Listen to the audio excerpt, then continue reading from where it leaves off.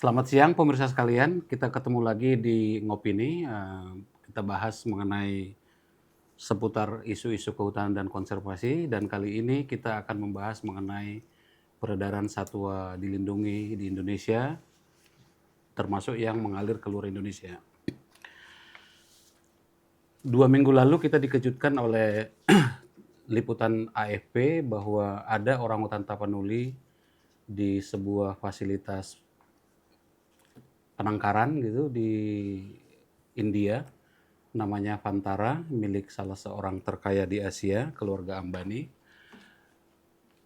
Menjadi pertanyaan bagaimana bisa orangutan tapanuli yang jumlahnya kurang dari 800 dan hanya ada di Sumatera Utara bisa berujung di India. Kalau ditelisik datanya dari India, dia masuk dari Uni Emirat Arab.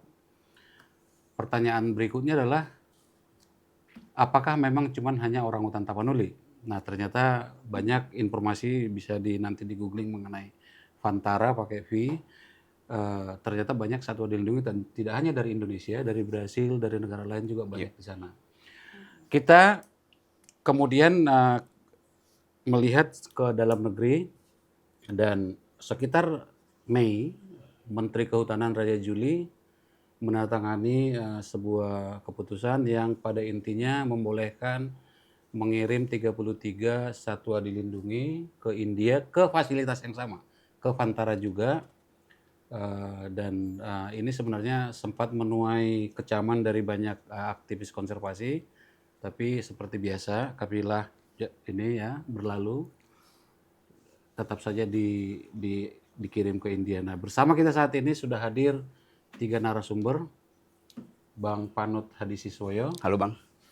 Bang Panut ini udah lebih dari 20 tahun menjadi aktivis pelestari orangutan. Ya. Dia juga pemerhati perdagangan satwa. Terakhir mendirikan Orangutan Information Center. Ya. Sekarang sesudah purna dari sana, dia mendirikan lagi Green Justice Indonesia. Beliau meski namanya Panut Hadisiswoyo, tapi dia lebih Batak dari saya sepertinya, karena dia orang Medan, lahir Medan gitu. Ya. Terus bersama kita juga hadir Mbak Davina. Mbak Davina ini saya kenal Mbak Davina, tahu tepatnya Mbak Davina ketika saya di WWF, dia menjadi salah satu duta WWF, selebriti tapi pemerhati satwa liar, bahkan sekarang sedang melanjutkan studi dengan penelitiannya sepertinya akan mengenai orangutan. Nanti kita akan lihat. Selamat siang Mbak Davina. Selamat siang. Dan bersama kita ada hadir juga Bang Semi, Semi not a slim boy kalau di sosial media. Di sosial media ternyata dia marga ginting, jadi Semi ginting. Selamat siang Bang. Iya. Nggak perlu perkenalan lebih lanjut saya. Sudah tahu. Nah, kalau yang kita lihat di berita yang di AFP kan Bang Panut dikutip tuh. Ya. Bisa cerita nggak Bang Panut apa sebenarnya yang terjadi dengan orangutan tapanuli ini? Ya. Yang jelas, kalaupun benar ya itu adalah orangutan tapanuli, kita dapat menduga keras ya bahwa itu bersumber dari perdagangan ilegal gitu ya. Pertanyaannya adalah bagaimana bisa sampai ke Vantara? Karena belum pernah ada semacam pengiriman yang secara legal yang kita ketahui ya ke Uni Emirat Arab gitu ya, dan Vantara sendiri mengklaim itu mendapatkan dari Uni Emirat Arab ya. Yang tidak hanya satu orangutan tapanuli bersama ya, totalnya itu ada 14 orangutan, yang salah satunya itu diklaim itu hanya di Vantara saya saat di ini. Vantara saja saat ini, dan satu di antara 14 itu diklaim sebagai orangutan tapanuli. Tetapi kita mempertanyakan soal kebenaran dan akurasi itu ya, karena orangutan Sumatera itu mirip dengan orangutan tapanuli, termasuk dengan orangutan Kalimantan. Orangutan tapanuli berbeda secara spesies dengan orangutan Sumatera dan orangutan Kalimantan dari segi morfologinya, dari segi genetiknya, dan dari segi vokalisasinya. Kalau saya lihat langsung, saya bisa bedakan itu. Tetapi kita juga belum mendapatkan visualisasi dari orangutan yang diklaim sebagai orangutan Tapanuli. Mbak Davina, ini kalau saya tadi menyebut nama-nama perusahaan atau orang itu, saya sebenarnya mau menunjukkan bahwa pelakunya itu-itu aja nih sebenarnya. Sejauh yang saya tangkap, Mbak Davina kan agak dekat juga dengan Taman Safari atau terbiasa berkomunikasi. Apakah memang ada kecenderungan di kalangan tertentu tersebut memperjualbelikan orangutan atau satwa-satwa seperti itu? Jujur tadi aku ralat sedikit, tidak dekat dengan urusannya yang Taman Safari. Oke. Tapi ya tahulah, karena kami pastinya tergabung dengan orang-orang atau terkoneksi dengan orang-orang yang urusannya dengan satwa liar, baik yang memang apa ya istilahnya, jalur garis keras. Oke. Garis keras. Pokoknya Garis apapun keras pokoknya harus di alam gitu ya. alam liar dengan yang Penangkaran. gitu kan. Memang ada dilema ya gitu ya. Kalau dia kan garis keras dia kan. Saya juga garis keras. Oh gitu ya. Oh ya, karena Ya. melihat Jadi keep them wild ya. yes, Ya. melihat kondisi di Indonesia, lebih baik mereka di alam liar Oke. daripada mereka di tempat penangkaran yang memang ada urusannya dengan entertainment industri ya, maksudnya dengan bisnis atau dengan entertainment industry gitu, di mana selama ini yang kita lihat kesejahteraan satwanya tidak diperhatikan gitu loh. So sudah mereka diambil atau diculik dari alam atau mungkin di breeding, tapi mereka tidak diperlakukan dengan sejahtera gitu loh. Jadi might as well mereka harusnya di alam liar gitu.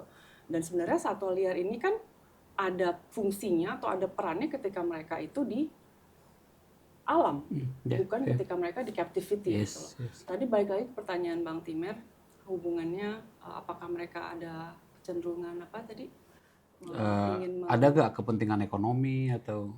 Pastinya gitu, dan selama ini terlihat dengan banyaknya satwa-satwa ini masih ada di penangkaran dan seperti yang peristiwa kemarin itu dijadikan souvenir diplomatik. Iya. Dulu orang kasih keris atau batik ya sebagai souvenir diplomatiknya, sekarang kok Jadi satwa liar. Iya. Itu kan sangat disayangkan dan menjadi keprihatinan kita semua seharusnya gitu ya. Ya balik lagi, harusnya kita harus merubah cara pandang kita terhadap alam sih, bukan sebagai komoditas atau bukan sebagai objek aja ya, tapi sebagai bahwa satwa-satwa liar ini mempunyai nilai intrinsik ya, bahwa mereka itu berhak ada dan berkembang di alam liar, di habitatnya, karena itu hak mereka gitu loh, bukan hanya manfaatnya saja untuk manusia gitu. Dan ya pastinya ada kepentingan ekonomi, politik, tapi ya itu balik lagi, sebenarnya orang-orang yang ada di jajaran pemerintah atau penguasa-penguasa yang ada di negara ini harusnya bisa berpikir bijak juga dalam melihat keanekaragaman hayati atau kekayaan alam kita gitu, sehingga tidak semena-mena dijadikan barter Souvenir atau apa gitu nilai, atau hanya sebagai nilai ekonomi atau sebagai barter politik. Itu sih pendapat saya. Bang Sami, sebagai publik, Ya, sebagai masyarakat biasa lah. melihat dua topik tadi, perbincangan tadi. Jadi gini loh, kadang kalau masyarakat itu banyak gak nyambung dengan isu-isu yang sangat spesifik. Ini kan isunya sangat spesifik ya, artinya apalagi masyarakat kota dengan segala hiruk pikuknya gitu. Istilahnya ya, kalau orang masyarakat ditanya orang hutan akan nyebutnya ya monyet juga. Dan itu sering dijadikan umpatan lah ya dalam kehidupan sehari-hari. Padahal bisa jadi monyet lebih mulia daripada Iya. seseorang gitu. Orang hutannya sendiri nggak mau mungkin disebut monyet gitu. Tapi yang jelas adalah kalau saya ngelihatnya secara umum ya, kalau tadi udah sebelum kita on cam udah ngobrol-ngobrol juga dengan Bang Panut, Mas Panut lah ya, bahwa jumlahnya kalau di sini 800 tapi ternyata cuma 100 lebih ya.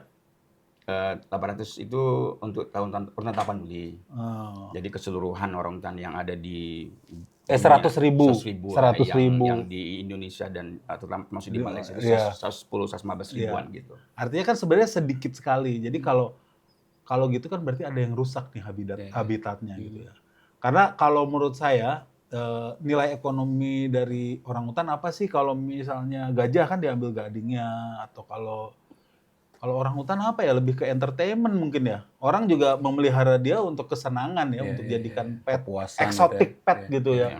Jadi mungkin ini yang pemilik di India ini mirip-mirip Escobar gitu ya, yang punya punya kebun binatang private gitu. Ya, sekitar 1.000 hektar dia.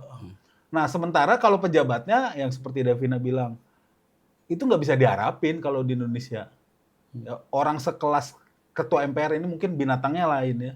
Dia kalau ada tamu yang ketua MPR yang sebelumnya, Oh itu gading gajah yang gading besar. gajah yang besar itu, setiap tamu yang datang sampai Deddy Kobuse aja kan, foto di situ dengan bangganya gitu. Itu kan sebenarnya sebuah aib ya. Iya, Lalu Taplak mejanya juga. iya.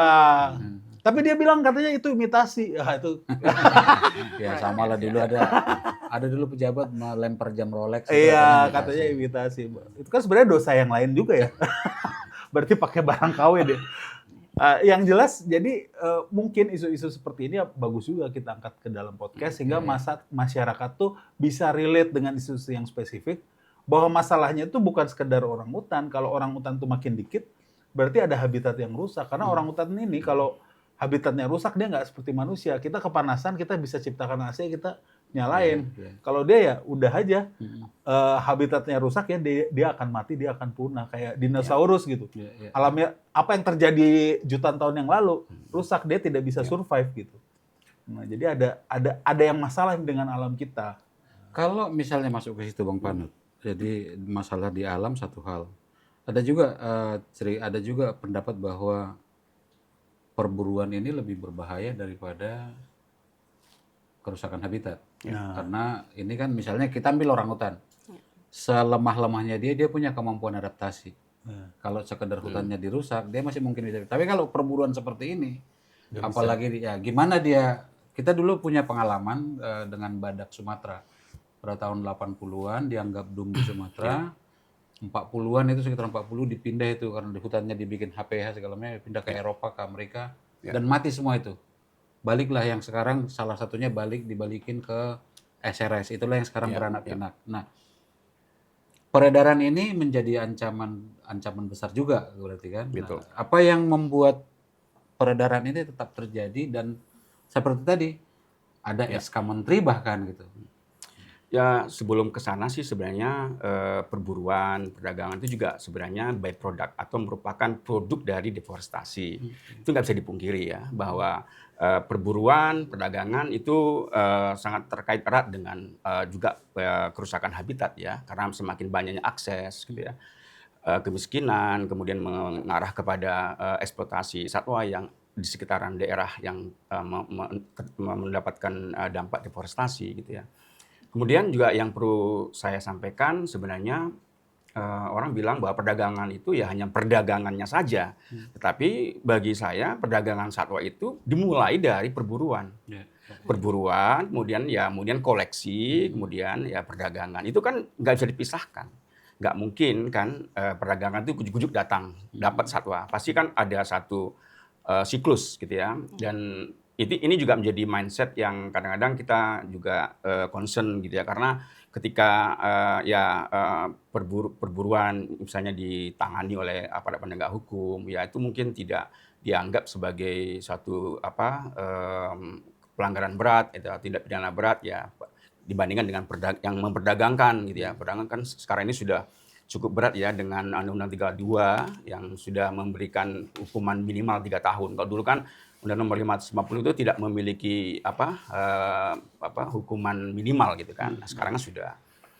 Nah, ya kemudian beralih kepada soal pengiriman satwa ke India, dan itu kan sebenarnya bagian dari trennya Bantara kan sebenarnya dengan berbagai celah yang memungkinkan gitu ya.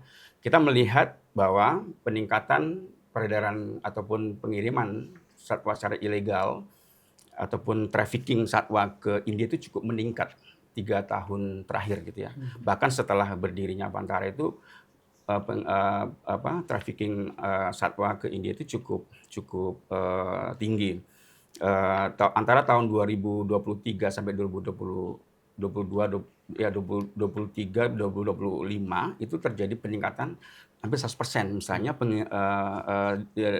penangkapan siamang ya, spesies gibbon siamang itu meningkat 100% dibanding tahun sebelumnya. Kalau tahun 2003 itu ditemukan sekitar 3 gibbon ditangkap di India dari para jaringan pedagang satwa di India ya. Kemudian tahun 2024 sekitar 17, kemudian 8. Kemudian di 2025 itu ditemukan 17 gibbon siamang, dan kita juga mendapatkan informasi dan menghitung-hitung juga ada sekitar 40-an orangutan yang merupakan korban trafficking menuju ke India. Dan kita tahu ya saat ini juga Bantara memiliki 14 ya individu orangutan yang juga kita ingin mengengage berkomunikasi dengan Bantara asal usul daripada satwa ini. Apakah memang korban dari trafficking? Bila memang benar korban trafficking, ya kita mengharapkan ada upaya repatriasi ya. Ini sebagai suatu bentuk Repatriasi maksudnya dikembalikan ke Indonesia. Bila itu memang bagian atau merupakan korban dari trafficking. Ini akan menjadi satu momentum yang bagus mungkin bagi Bantara untuk menunjukkan komitmennya untuk konservasi, karena memang ini satu keluarga yang cukup punya impian yang eksotis ya gitu ya, di mana menginginkan banyaknya satwa berada di satu fasilitas ya dengan 1.000 hektar. Yaitu memiliki hampir 150.000 satwa dari berbagai dunia. Yang 150.000 ini terdiri dari 2.000 spesies di seluruh dunia itu ada di satu fasilitas yang seluas 1.000 hektar. Jadi ini satu saya pikir kegilaan seseorang, karena mungkin dengan kekayaan dia bisa menciptakan suatu fasilitas seperti ini, dan kemudian Crazy Rich Indians ini. Crazy Rich Indian. Yang kemudian awalnya ini merupakan bagian dari CSR-nya sebenarnya untuk menampung satwa-satwa. Sebenarnya Mbak Davina, kalau saya baca ini ya referensi, Bantara itu awalnya itu memang merescue satwa-satwa yang ada di kebun binatang di beberapa dunia itu yang tidak mendapatkan standar welfare, itu diambil untuk kemudian diberikan tempat yang baik ya di sana. Tapi kemudian itu yang mereka sampaikan. itu awalnya seperti itu. Rescue center kemudian mengambil dari berbagai zoo yang mau bangkrut, apalagi setelah COVID dan menjelang COVID itu banyak yang. Dan itu bisa dilihat sebagai on the right track lah, nggak apa-apa Iya. sebenarnya. Ya. Nah itu aku mau tanya itu ke ya. Tara, Mbak Davina. Karena satwa ini juga tidak mungkin bisa diliarkan kembali karena udah terlalu humanized mungkin gitu kan. Jadi mungkin memang baiknya mereka di penangkaran. Jadi at that stage masih on the right track gitu maksudnya. Ya enggak, saya hanya menceritakan sejarahnya. Bahkan dia mengklaim, Aku pengen tahu juga. dia mengklaim bahwa sebenarnya ada satu zoo yang mau mengeuthanasia beberapa binatang yang koleksi binatang yang kemudian diselamatkan. Ya itu versi cerita asal muasal ya. Kemudian mengkondisikan akhirnya menjadi sebuah safari yang lengkap ya dengan klaim-klaim berbagai jenis spesies yang itu ada di satu tempat yang dia kelola gitu. Tapi maksudnya Mbak Davina mungkin mending daripada gitu, daripada dibawa ke India, jangan-jangan mereka nyumbang konservasi Indonesia, menyumbang kelestariannya di hutannya gitu kan Mbak? Ya itu belum ada satu validasi yang kuat ya soal itu. Ada saya dengar juga akan ada semacam kontribusi balik ya ke Indonesia dengan menerima satwa yang diberikan sebagai hadiah tadi, itu akan ada juga program kerjasama di Indonesia. Tapi saya belum tahu secara detail apa bentuk kerjasamanya. Tetapi sebenarnya ingin saya sampaikan adalah bahwa memang beberapa perilaku orang Crazy Rich ini menjadi bagian dari peningkatan demand permintaan satwa yang nggak habis-habis gitu ya. Karena sejak awal pun ketika 20 tahun lalu saya terjun ke dunia konservasi orangutan ini juga menghadapi hal yang sama, perburuan dan perdagangan. Mbak Davina, ini kan satwa Aku masih itu, mau nanya, tapi anyway. bentar. Sa- Saya yang ditanya ya seharusnya. Jadi satwa, moderator. kekayaan keragaman hayati, kekayaan satwa itu kan salah satu identitas Indonesia ya. Ya. Kita bisa lihat bagaimana Cina misalnya sedemikian tegas mengenai panda. Mungkin nggak kita meminta pemerintah kita untuk melakukan diplomasi yang sama, diplomasi panda yang dulu kita, apapun itu Cina gitu. Nah, apapun nanti yang di India ini, bisa nggak itu tetap punya kita, atau kalau nggak balikin gitu. Kalau di Cina itu kan kayak dilabelin gitu ya. Ini pokoknya mau dimanapun berada ini punya Cina aja. Gitu kan. Ya. Tunggu dulu sebelum kita berpikir seperti itu. Kita nih masih jauh dulu nih dari perlindungan Hutannya, satwa habitatnya. liarnya. Oke. Kalau aku lihat dalam menangani perdagangan ilegal satwa liar saja, Indonesia Keteteran. Colongan. tidak menaruh perhatian yang segitu tingginya ya, bukan dilihat sebagai suatu urgensi gitu, bukan dilihat sebagai prioritas gitu. Aku melihatnya seperti itu ya, karena kayak aku pernah baca jurnal itu ditulis oleh Sherman et al. Dari tahun 2017 sampai 2019 ada pembunuhan 2.229 orang utan yang masuk ke ranah pengadilan itu hanya 20 kasus. 22 kasus yang mendapatkan hukuman hanya 20. Sisanya kemana? Ya. Ini kan sebenarnya kasus-kasus satwa liar di Indonesia ini kan misalnya setiap kali ada kasus, it's just the tip of the iceberg gitu loh. Ini banyak banget yang tidak terselesaikan, gitu. Tidak pernah sampai tuntas gitu loh. Itu yang aku rasa harus dibenahi dulu. Pemerintah Indonesia harus merasa memiliki itu, bahwa ini aset bangsa, ini harta karun bangsa Indonesia, jangan diambil dong.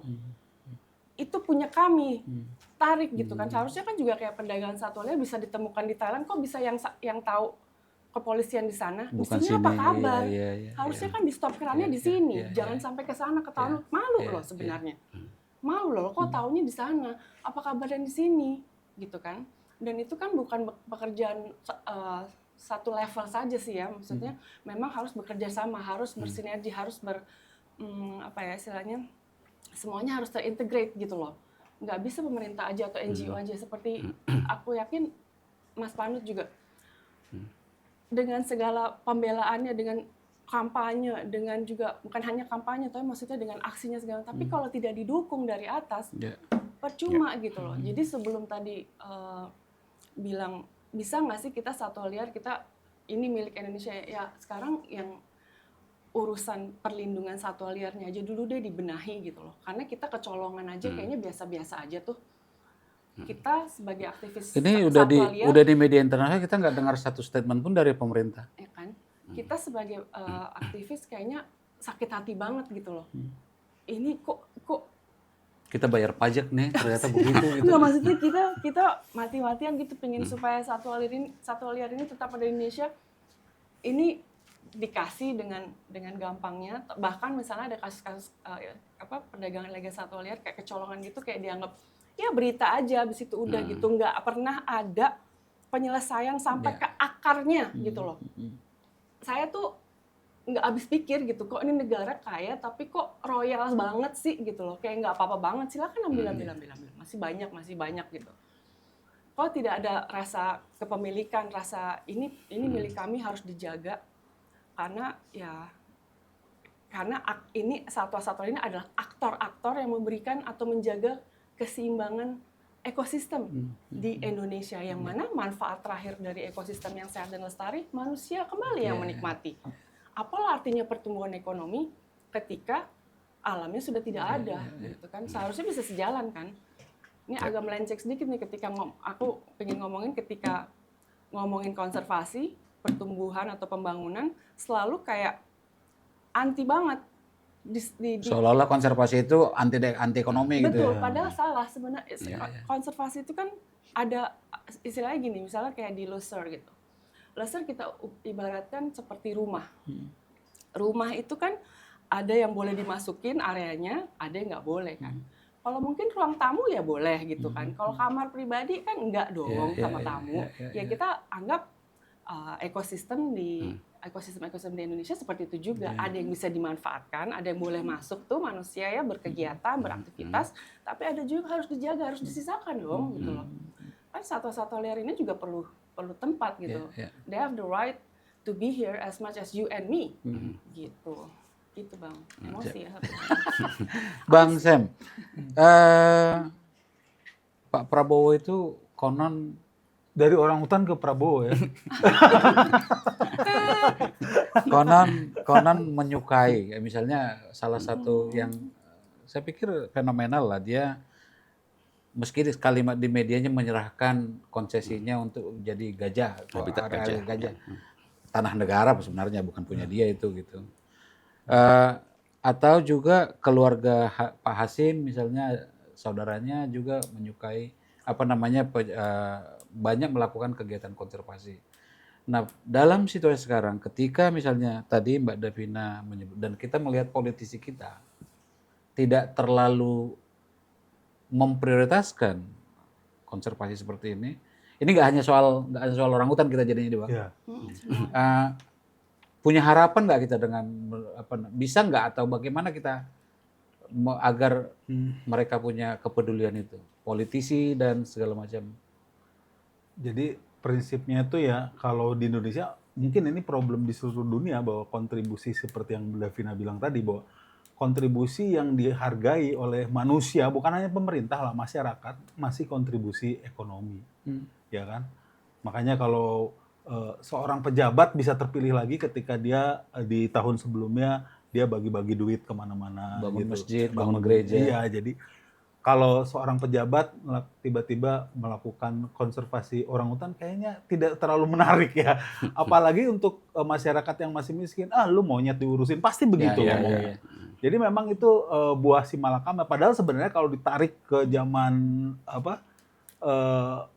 penemu-penemu zaman dulu, ya banyak orang-orang yang menemukan apa yang kita gunakan sekarang itu tidak memikirkan faktor-faktor ekonomi. Kalau tidak ada Isaac Newton yang mikirin gravitasi, itu kan bukan kontribusi ekonomi saat itu tapi berguna untuk kita. Pythagoras yang katanya dari AB bisa dihitung sisi miringnya, itu mungkin sesuatu yang baru saat itu kan. Dianggap gila bahkan. Iya kan. Ini dari sini, ini nggak usah gua ukur, bisa gua hitung loh. Kayak gitu kan sebenarnya orang seperti itu kontribusi ilmu yang terpakai sampai hari ini. Ya, itu yang harusnya mungkin mulai lah ya. Jadi dosen pun kan harusnya dinilai bukan gara-gara dia masuk pemerintahan, tapi berapa jurnal yang dia tulis. Jurnalnya sudah terbit dan dipublis secara internasional atau tidak gitu. Sampai hari ini negara sebesar Indonesia yang ilmuwannya banyak belum pernah dapat Nobel satu orang pun dari Indonesia. Mungkin nanti Davina yang pertama gitu kan. Amin aja. Iya, kita belum ada satupun. Dari sastra, ilmuwan. Iya, dari perdamaian pun belum ada. Ya kan? Jadi ini negara yang cukup besar, ya, ada UI, ada ITB, ada UGM. Kan mereka pengen jadi pejabat semua. Iya, itu dia. Tapi belum ada. Jadi sebenarnya ini masalah yang mendasar sih. Ya, gue sendiri komika tuh seniman nih, kita intelektual juga. Oh iya. Intelektual juga karena mengemas banyak informasi. Gue juga kebetulan sekolahnya teknologi dari ITB, makanya Indonesia gini-gini aja. ITB kan bisa semua hal kecuali iya, anak ITB-nya jadi komika. Nah, intinya ini adalah masalah tidak ada. Ya ini memang ada demand-nya ya. Tapi kalau secara ekonomi, justru dengan ada demand harusnya semakin lestari. Kenapa ayam jumlahnya banyak? Karena ada demand-nya untuk dikonsumsi, sehingga orang beternak ayam. Beternak ayam. Nah, ini kan sebenarnya demand-nya ada, tapi sedikit. Tapi orang-orang yang berduit, yang tipenya crazy rich lah, kayak yang di India tadi. Justru saya mau tanya nih, dari kita boleh sering nanya gitu. Ya, ngobrolin ini. Ini ada sambungannya nggak sih dengan yang di India? Ini kan ada keputusan menteri untuk memberikan souvenir. Itu orang yang sama itu? Iya. Ke tempat yang sama? Itu ke tempat yang sama. Tapi ternyata spesiesnya lain. Oh yang iya. Di sini kan. Ini 33 nih. Ada jadi yang dikirim pada. Nah, artinya yang itu masuknya nggak lewat jalur. Nggak lewat jalur diplomasi seperti ini. Jadi ada Berarti beberapa ilegal ya? jalur ya. Ada jalur yang dari juga mendapatkan dari negara lain melalui izin CITES juga. CITES ini kan juga Convention on International Trade Perdagangan kan. satwa Yang terancam ya. terancam punah itu ada beberapa yang memang harus memiliki semacam persyaratan yang sulit lah untuk bisa misalnya mengirim satwa ke negara lain gitu ya. Bahkan kalau misalnya appendix 1 itu atau itu dia sebenarnya tidak boleh diperdagangkan dan kalaupun dikirim ke negara lain berarti harus memang memiliki suatu pertimbangan yang sangat-sangat luar biasa harusnya. Itu pun kalau sudah di dalam captive ya gitu ya. Jadi memang sumbernya bukan dari melalui SK ini saja tapi juga Jadi dari yang lain. orangutan Tapanuli tadi kemungkinan ilegal tuh. Nah, terus kalau kayak badak itu kan Ini kemungkinan legal. Saya tidak mengatakan ini legal, kemungkinan legal. Karena bisa jadi pertimbangan ini ada siamang 3, macan 3, beruang madu 10, bekantan 2. ini bukan legalisasi sesuatu yang Secara dilegalkan. checklist dia tampak legal, tapi bisa jadi pertimbangannya nggak benar. Ya, betul. Ya sebuah kebijakan yang dilegalisasi. Ya. Nah, kalau Sebuah kebijakan yang tidak bijak. iya itu dia itu kata yang tepat ya. Bijak sini bukan bijaksana. Kalau misalnya gajah itu kan diburu untuk gadingnya, gadingnya untuk dijadikan handicraft dan sebagainya. Kalau orangutan ini diburu untuk apa ya? Kadang saya kalau mendapat pertanyaan seperti ini juga agak-agak buah simalakama ya. Karena kalau saya bilang nanti rupanya menarik ini orangutan gitu ya.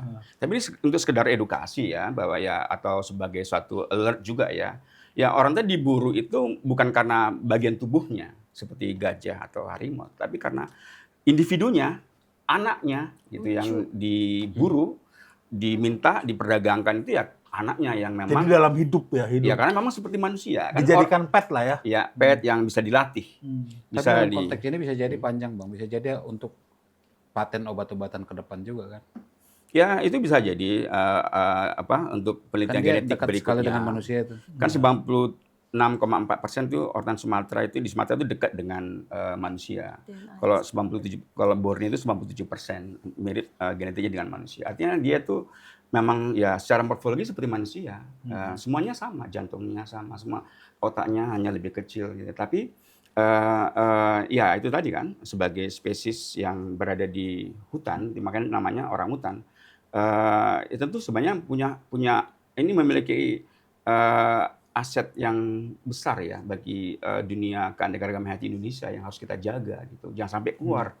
Nah, yang terjadi adalah masih ya adanya perburuan, perdagangan di Sumatera saja dari tahun awal 2000-an sampai sekarang itu yang masuk ke program rehabilitasi itu sekitar 500 individu ya. Sampai 2024 gitu ya. Data ini menunjukkan ada trafficking, ada peredaran satwa yang keluar dari alam liar yang jumlahnya hampir 500. Tetapi ini yang diketahui kan. Bang Panut, sebelum ini Vantara, kita fokus, kita misalnya sebut Vantara. Saya mendapat informasi dari dalam kementerian bahwa sebenarnya Vantara ini punya satu orangutan yang pemerintah kita ingin kembalikan ke Indonesia. Ya. Tapi sampai sekarang mereka susah itu mengembalikannya. Ada aja alasan di sana untuk tidak balik ke Indonesia. Ya. Nah, pertanyaannya kemudian adalah bagaimana bisa kementerian yang sama malah ngasih banyak sementara yang satu untuk yang udah jelas harus dikembalikan. Apa yang terjadi sebenarnya? Sebenarnya satu individu orangutan itu ditangkap bersama dengan seorang pembawa orangutan ya di Gujarat gitu ya. Kemudian diambil oleh otoritas India. Dan tiba-tiba Nah kemudian ketika sedang ada upaya untuk merepatriasi atau mengembalikan orangutan ini, tiba-tiba ada klaim dari otoritas bahwa otoritas India ya bahwa orangutannya keadaannya sakit, tidak layak untuk dikirim, maka ditempatkan dulu di Vantara begitu. Sampai sekarang. Dan upaya ini masih terus kita upayakan sudah hampir setahun. Saya mendengar bahkan Duta Besar India mendatangi kementerian tuh. Iya dan pertanyaan saya bukan di situnya. Pertanyaannya bagaimana bisa SK seperti ini bisa keluar ketika dia punya cerita kesulitan mengembalikan yang ilegal gitu. Apa yang terjadi di dalam tubuh Kementerian Kehutanan dengan Raja Juli dan segala macam di sana sampai ini bisa keluar. pertanyaannya mancing ini sebenarnya. Sebenarnya saya melihatnya ini administratif ya, di Kementerian Kehutanan kan administratif ya. Ada pihak yang meminta persetujuan pemerintah kan itu kan. Ada satu entitas yang memang karena pengiriman ini kan bukan dari negaranya langsung ya, tetapi sebenarnya ada entitas swasta juga yang juga merupakan bagian dari lembaga konservasi atau bahasa kitanya kebun binatang lah gitu ya, pemilik izin kebun binatang itu mau melakukan satu pemberian ya ke Bantara. Kita nggak tahu nih apa sih motif ya, apakah memang kebun binatang yang ada di Indonesia ini punya hubungan khusus dengan Bantara sehingga Kalau kita lihat ini ya, Bang, di SK-nya disebut ini, di situ Indonesia kan penangkaran itu disebut lembaga konservasi. betul LK itu LK gitu ya, ya. LK-nya namanya PT Fauna Land. ya, Itu konon punya Guna Land ya, yang dalam bahasa pemantau peredaran ini sering menjadi pusat perhatian. Dan ada John Lin. John Lin kelihatannya sangat identik dengan namanya Haji Isam. Ada nggak nuansa-nuansa tekanan politik sehingga orang-orang birokrat di Kementerian Kehutanan jadi nggak bisa berkutik? Ini saya yang jawab atau siapa yang jawab? Kayaknya dirimu dulu Ini nanti. lebih berkompeten Iya, untuk iya. menjawab. Nggak, soalnya itu di situ kadang sulitnya aktivis konservasi orang tadi ini juga berkiprah gitu ya, karena ada layer-layer lain yang kita nggak bisa nembus gitu ya, dan dalam hal ini kan ada intervensi pemerintah ya antara private sector dengan pemerintah. Nah ini kadang-kadang jadi satu kendala dan satu tantangan besar lah bagi kita, karena kita misalnya berjuang untuk satu pelestarian habitat orang hutan, tapi tiba-tiba mungkin itu jadi berubah satu konsesi dan sebagainya. Itu kan kadang-kadang nggak bisa kita antisipasi karena memang ada tekanan politik. Dan seperti ini juga ya kita melihatnya barangkali ya kita menduga ada semacam hubungan yang memang dari elit politik ya untuk meminta persetujuan pemerintah untuk mengirim secara legal, jadi memiliki dasar hukum gitu ya melalui SK Menteri. Pak Devina? Aku sih normatif ya. Mau tanya, kita mau tanya. Apakah undang-undang atau regulasi atau apalah sebutan itu hukum yang sekarang untuk perlindungan satwa liar itu berpihak pada habitatnya juga? Karena seperti yang aku lihat sih orang utan itu dilindungi nih. Ketika kita ngomong orang utan, Si spesiesnya. spesiesnya Merusak tapi habitatnya. tidak ada undang-undang atau peraturan yang spesifik melindungi habitatnya. Apakah itu benar? Seperti itu di lapangan. Ini saya dikeroyok atau gimana nih? Aku bisa jawab sih, tapi aku Ini buat tesis, cepet jawab.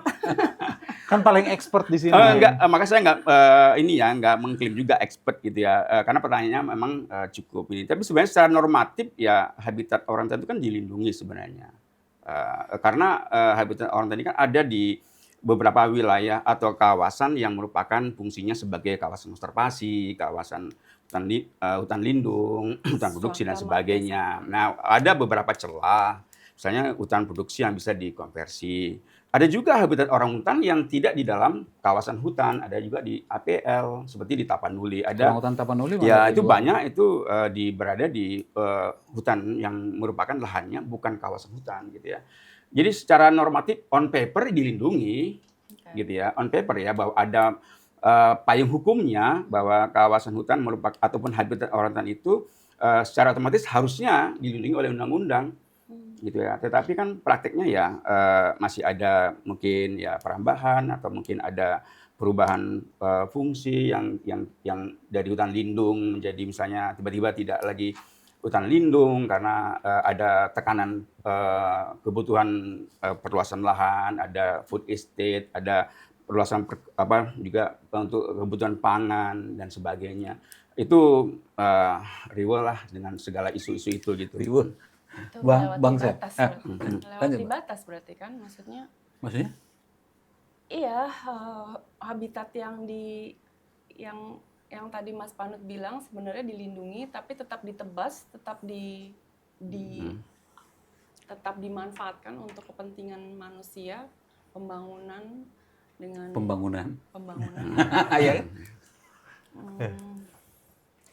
Ya, gimana ya? Iya, tapi kalau kita lihat ke data, jadi saya agak bantu panut nih. Sebenarnya Kementerian Kehutanan banyak menerbitkan izin konversi hutan justru di habitat orangutan. Kalimantan rata-rata itu HTI itu habitat orangutan tuh. Tapi begitu namanya HTI atau kami nyebutnya kebun kayu, justru si perusahaannya akan salah kalau nggak ngabisin hutannya. secara aturan. Akan dicabut izinnya kalau nggak ngabisin hutannya. Jadi sebenarnya ada soal di dalam pemerintah kita saat ini mengenai apakah satu kata perbuatan dengan peraturan gitu. Termasuk orangutan Tapanuli. Orangutan Tapanuli itu bukan di kawasan hutan, bukan di hutan negara, Ada di kawasan hutan. Sebagian besar 50% lebih. Ya. Sarang orangutannya itu di luar kawasan hutan. Pernah ada foto viral tuh yang orang utan kayak menghalau traktor itu di mana itu ya? Kalimantan. Di Kalimantan Timur tuh. Kalimantan. Daerah tambang dia. Nah, terus apa yang terjadi dengan orang utan itu tahu nggak, Mas? Nah, itu Itu orangutannya di pindah, rescue. diambil. Diambil. Direlokasi. Ya memang akhirnya orangutan mengalah gitu ya, karena Orangutan dikalahkan. di Kalimantan pun ya di daerah tambang ya kut dan kut lainnya juga diambilin itu supaya di daerah, terutama di daerah konsesi tambang, supaya tidak jadi masalah gitu kan, dalam tanda petik gitu ya, sehingga akhirnya seolah-olah orangutannya harus mengalah. Itu saya pikir satu hal yang sangat menyesakkan dada ya bagi kita ya, ketika kita berjuang untuk menyelamatkan orangutan habitatnya, dan ketika ada kepentingan usaha ekonomi di situ, eksplorasi dan juga industri ekstraktif, orangutannya atau sawalannya disuruh keluar dari itu. Itu kan satu hal yang sangat, menurut saya, presiden yang buruk ya, dan harus kita perjuangkan untuk kita suarakan agar tidak terjadi seperti itu lagi. Kalau di Sumatera ya, terutama orang Tapanuli, ya itu kita benar-benar berjuang ini, karena memang populasi orang Tapanuli ini sedikit sekali. Jadi kera besar itu di dunia itu ada 4 kera besar ya, gorila, cimpanse, bonobo, dan masuk manusia dan orangutan. Dan orang Tapanuli gitu ya, itu jumlahnya paling sedikit di dunia, dan mungkin Orang utan Tapanuli. iya, orang Tapanuli. Nah, orang Tapanuli itu kurang dari 800, jumlahnya 600-an. sangat sedikit dibandingkan dengan kera besar lainnya gitu ya. Dan 800 itu ya. itu akan menjadi kera besar mungkin yang punah yang pertama bila kita tidak bisa menjaga habitatnya gitu, karena memang habitatnya juga tidak terlalu luas, hanya sekitar 150.000 hektar gitu ya. Dan selebihnya di luar sekitar itu sudah terfragmentasi menjadi kebun, menjadi juga ada perkampungan, ada juga untuk usaha pulp, kertas yang diekspansi oleh TPL misalnya. Itu juga menjadi Punya siapa ancaman. itu? Banyak tantangan gitu ya, tapi kita nggak pernah berhenti. Kita nggak bisa berhenti juga untuk menyuarakan ini gitu. Mas Bang Panut, Ya. ini kan secara normatif ini kewenangan ada di pemerintah. Saya dengan situasi sekarang, saya meyakini bahwa pemerintah kita tidak sedang perform. Maka satu-satunya cara mestinya adalah membuka seluas-luasnya partisipasi publik. Betul. Nah, pertanyaannya kemudian adalah apakah data-data peredaran, kebahasan normatifnya kan peredaran satwa itu terbuka saat ini untuk publik, karena ini kan bukan satwa mereka ini, satwa negara nih gitu. Apakah penangkaran itu membuka datanya, atau kalau kita minta datanya ke Kementerian Kehutanan, apakah datanya akan dikasih? Ya, itu dengan hak informasi publik, saya pikir itu bisa diakses ya, karena kita juga Tapi pernah dapat nggak? parsial sih ya, parsial gitu ya. Jadi kalau maksud saya kan gini, penangkaran atau kebun binatang misalnya gitu, itu kan mestinya kita bisa tahu berapa jumlah harimau di situ, berapa jumlah. Kalau pindah, dia harusnya ada, kita bisa dapat informasi pindah kemana, kapan, segala macam. Kita tahu tuh. Saya pikir itu bisa diminta. Harusnya itu bisa diminta oleh publik ya, untuk melihat sebenarnya berapa sebaran spesies, terutama spesies yang paling terancam punah gitu ya, seperti orangutan ya, di seluruh Indonesia ini sebenarnya ada berapa. Kemudian juga di luar negeri ada semacam database lah gitu ya. Tapi harus diminta ya, tidak ada datanya yang saya tinggal googling aja web kementerian. Enggak ada. Nggak ada ya? Enggak, harus diminta ya. Saya pikir kita bang apalah Timer lah minta nanti. Saya akan melakukan itu. Dan itu pasti. bahayanya kan kalau pemerintah kan bisa aja klaim.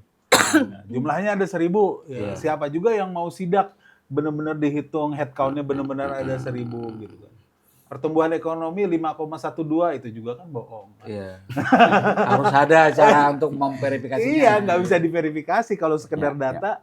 Itu kalau kata Jokowi, sewa programmer 2 minggu jadi nanti.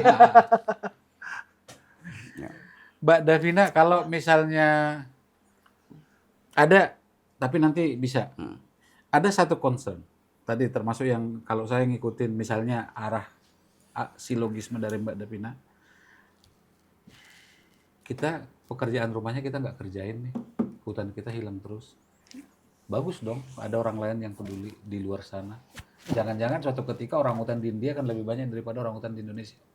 Karena mereka konservasi. Apalagi India punya dalam konteks harimau, India adalah salah satu dari sangat sedikit negara yang berhasil menambah populasi harimau. Ya.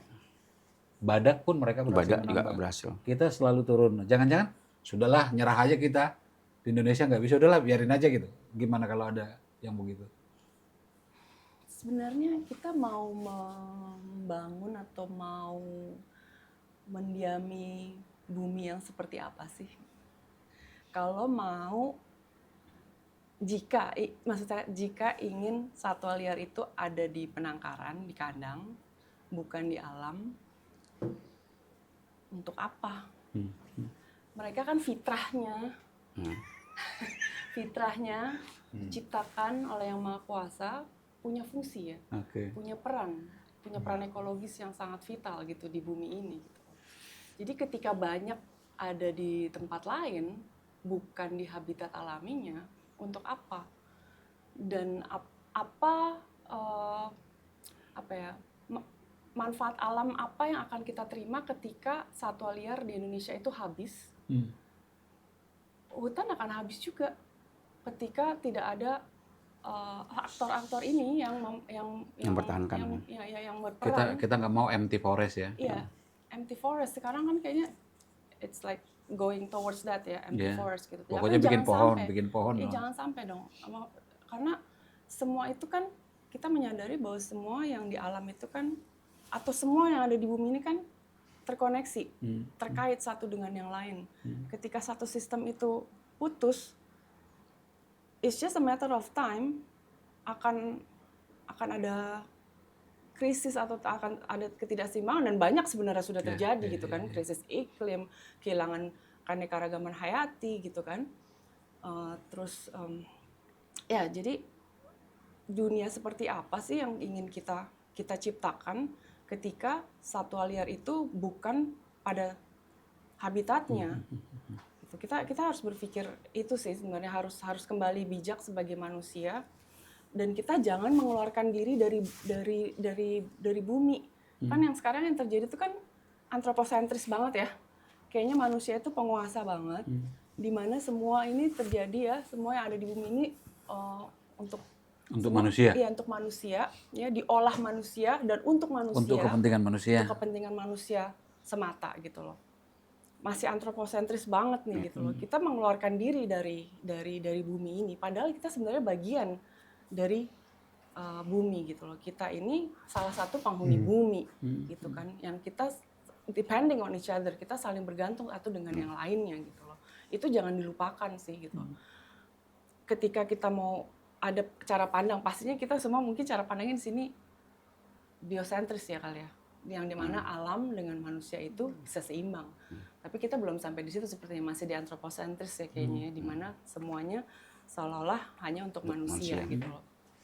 Tapi ya itu balik lagi gitu. Ketika nanti semuanya diperuntukkan untuk manusia dan akan ada pastinya ketidakseimbangan itu, manusia juga akan mengalami kerusakan, bahkan kepunahan ketika alam dan sisinya itu tidak dijaga. Gitu sih Bang. Saya punya point of view juga ya. Ya. Terserah ini terlalu bahaya atau enggak, tapi itu sebenarnya ada pengaruh dari agama yang kita anut juga, karena kita kan mayoritas agama samawi. Timur Tengah itu. Ya, itu kan memang posisi manusia di atas makhluk yang lain. Di Alkitab bilang jadikanlah, taklukkanlah gitu kan.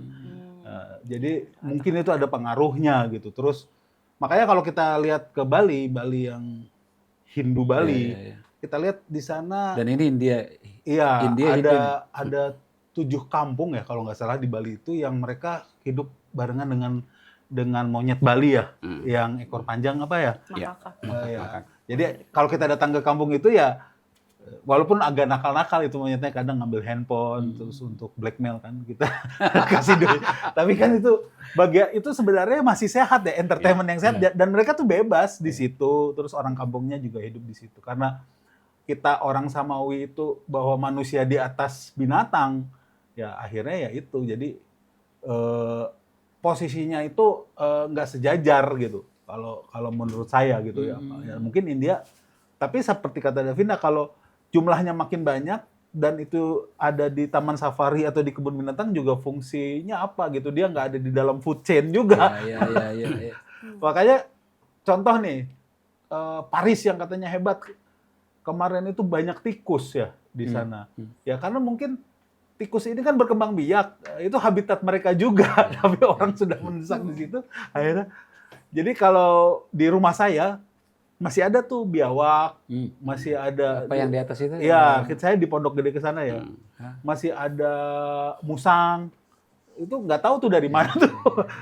Kadang kalau biawak masuk rumah, kita tangkap nih, nggak kita bunuh, kita lepasin lagi gitu, supaya dia minimal bisa ada di dalam food chain itu kan.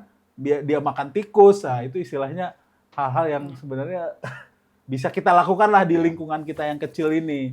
Hanya kalau udah di global ya itu, kalau nggak ada demand ya pasti suatu saat secara ekonomi nggak ada demand ekonominya, pasti akan punah sih.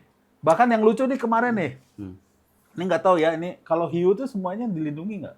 Dilindungi. Mestinya. Dilindungi itu. Nah kok MBG bisa ada menu hiu ya kemarin? Nah itu yang Kalau di Indonesia setahu aku hanya beberapa spesies hiu yang Oh. dilindungi. Ya, tapi hampir. Dan yang aku juga lagi telaah nih. Jadi di Indonesia itu menganut sistem species list base, hanya satwa yang ada dalam daftar, Yang ada datanya. yang dilindungi. Iya. Kalau nggak ada Nah, datanya, yang tidak ada di dalam daftar itu Oh, iya. terserah Iya. mau diapain. Ya. Ya. Termasuk satu yang dilindungi luar negeri masuk Indonesia. Nah, jadi justru ini Harimau menjadi Bengal misalnya. backfire juga buat Indonesia, karena ternyata juga banyak laporan perdagangan ilegal satwa liar. Satwa-satwa yang ditemukan itu adalah yang tidak dalam Tidak daftar daftar, dilindungi, Iya. gitu loh. Dan satwa-satwa itu dengan bebas Jadi Diburu. perdagangan. Iya, diperdagangkan, apalagi banyak sekarang kan caranya dari online ya perdagangan Itu yang itu mengerikan sekali loh, luar biasa itu jaringannya di dunia ya gitu ya, global gitu loh, dan itu mengerikan sekali. Nah undang-undang yang baru nih yang 32 tahun 2024 itu kalau aku lihat tidak ada, kan katanya revisi ya, mungkin kalau revisi itu kan maksudnya Memperbaiki mestinya. memperbaiki ya, yang kemarin-kemarin tuh ada celah lah gitu ya. Tapi di sini masih celahnya juga ada gitu. Banyak. Perdagangan satwa liar di online tuh sama sekali tidak ada aturannya di undang-undang yang sekarang, tidak sama sekali tidak dilindungi. Tetap tidak ada pasalnya gitu loh. Tapi justru di situ paling masif sebenarnya. Gitu, data-data menunjukkan bahwa perdagangan ilegal satwa liar menurut dengan cara online itu luar biasa gitu loh. Jadi balik lagi tadi banyak satwa liar di Indonesia juga banyak yang tidak ada di Itu daftar perlindungan yang hukum. di luar daftar itu yang kita sebut forgotten animal. Tapi kita udah mau habis, closing nih, izin saya. Nanti Bang Semi, ada nggak closing dari diskusi ini? Nanti baru Mbak Davina, singkat-singkat gitu. Closing dari, ya intinya sih sebenarnya ujung-ujungnya sih di pemerintah, karena mau NGO, mau pakar, mau apa, punya nilai-nilai yang hebat gitu. Kalau tidak dieksekusi, ya atau kalau kita mengeksekusi sendiri, akhirnya kita jadi vigilante kan. Artinya, misalnya kita nggak mau nih, misalnya ini kalau saya ya concernnya dulu itu pernah jangan sampai convenience store itu membunuh warung-warung Madura. Jadi harusnya convenience store itu hanya di di jalan-jalan yang bisa dilalui 2 mobil. Kalau udah gang itu nggak boleh ada, maaf sebut merek, Indomaret atau Alfamart. Itu harus giliran warung. Saya punya concern itu. Tapi kan nggak mungkin kita datangin Indomaret sama Alfamart kita tutup-tutupin. Nah, itu kita jadinya vigilante. Artinya Mas Panut, Davina, enforcement itu adanya di pemerintah. Iya, punya concern. Tapi kalau pemerintahnya aja ngasih souvenir kayak gini ya hopeless. Mbak Davina, saya poinnya adalah bahwa bukan apa-apa. Kita harus memaksa pemerintah kita harus memaksa mengerjakan pekerjaannya. Iya. Ya. Kalau aku sebagai manusia kita harus memahami juga sih kehidupan di bumi ini ya. Kita harus bisa memahami cara bumi ini bekerja. Dan balik lagi sebagai makhluk yang diberikan kelebihan berpikir, bisa mempunyai strategi, bisa mempunyai ide, dan kita manusia itu mempunyai potensi sejati ketika bisa menggabungkan antara our clever brain, ya, kepala kita dengan hati kita, hati nurani kita, dan ya maksud saya manusia itu punya potensi sejati yang bisa membuat kehidupan di bumi ini menjadi harmonis antara alam seisinya dan manusia, itu ketika kita bisa mengkombinasikan antara our clever brain with our hati nurani kita, gitu loh. Jadi keberlanjutan kehidupan di bumi ini harus juga disertai dengan melestarikan atau melindungi keanekaragaman hayatinya. Tanpa itu kita akan punah juga, gitu loh. Harus memahami kembali seperti itu sih. Sebelum closing, ada nggak apa mestinya perlakuan pemerintah kepada keteledoran ini 33 satwa yang udah kadung dikirim sama 14 orangutan yang di Pantara tadi, dan data yang ada di Auriga mengatakan tidak hanya Pantara. Akan kita rilis nanti data itu. Ya, kita mendorong pemerintah untuk lebih agresif untuk mengembalikan atau mengambil kembali satwa yang terlanjur berada di luar negeri untuk dikembalikan dan juga direhabilitasi untuk dilepas liarkan bila memungkinkan ya di habitat alaminya gitu. Yang sudah terlanjur ini ya kita juga saya pikir masih bisa mendorong pemerintah untuk merevisi ya, terutama satwa yang saya dengar sebenarnya di antara satwa-satwa yang dikirim sebagai hadiah itu adalah satwa sitaan ya. Satwa sitaan berarti satwa korban perburuan dan trafficking, bukan lahir di breeding atau captive gitu ya. Itu kan satu hal yang harusnya menjadi hal yang sangat penting dilakukan oleh pemerintah gitu ya dalam mencegah satwa-satwa kita untuk keluar dari negara Indonesia atau terutama dari habitatnya gitu. Tapi yang saya ingin sampaikan juga sebenarnya pemerintah juga harus aware gitu ya, atau kita semua ini publik gitu, bahwa perdagangan satwa itu bagian dari satu transaksi kejahatan yang sangat besar ya, kejahatan global yang terorganisir yang sangat besar, bahkan setelah narkoba, drugs dan segala macam ya. Interpol itu mengklaim bahwa nilai perdagangan satwa di dunia itu mencapai 20 billion US dollars ya. 20 billion US dollars. Artinya 20 ya, besar sekali, dan Interpol juga itu per tahun ya. Itu per tahun, dan ya artinya 20 miliar dolar ya. Dan ternyata kalau kita baca-baca ya, Interpol itu juga membuat satu statement bahwa dari Indonesia aja itu nilai perdagangan satwa ya, ilegal pastinya, itu mencapai 1 miliar dolar Amerika. Tapi bukan dirimu sedang mengatakan ini nilai ekonominya besar, legalkan dong, bukan gitu kan? Bukan, artinya itu nilai-nilai yang kecolongan sebenarnya kan gitu, bahwa ternyata kita mungkin tidak menyadari gitu ya bahwa ini adalah kejahatan terorganisir secara global yang tidak menjadi perhatian tadi yang seperti disampaikan oleh Davina. Mungkin kita hanya soal mungkin kejahatan korupsi yang lainnya, kemudian ada narkoba dan sebagainya. Tapi ini kejahatan global yang terorganisir gitu ya, yang harus menjadi Masalah di perhatian. dunia terlalu banyak untuk mikirin ini jadinya. Betul, betul. Tapi sebagai closing, kalau saya sih ya tetap menjaga optimisme, Bang.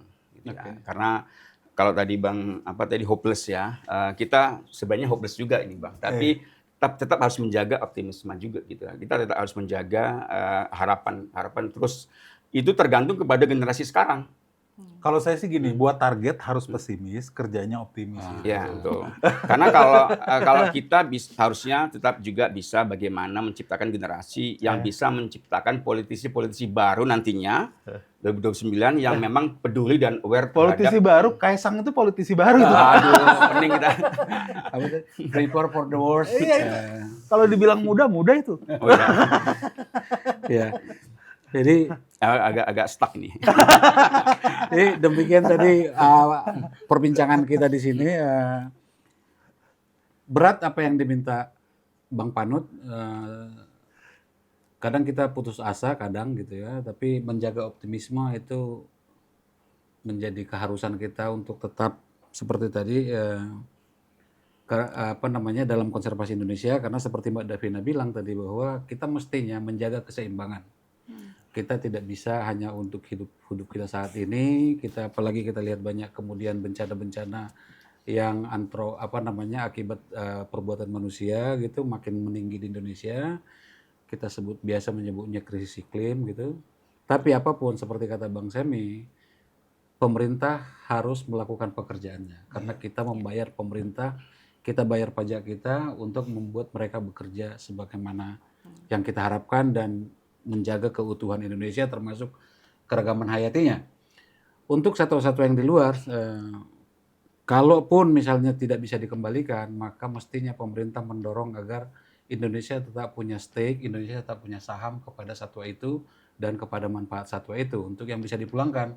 Seperti kata Bang Pan, mestinya Indonesia lebih agresif untuk memulangkannya sembari kata Mbak Davina, kita harus mengerjakan PR kita di dalam negeri. Saya pikir itu ringkasan yang semoga bisa meringkas ini. Tetaplah optimis, mari tetap mencintai Indonesia. Terima kasih.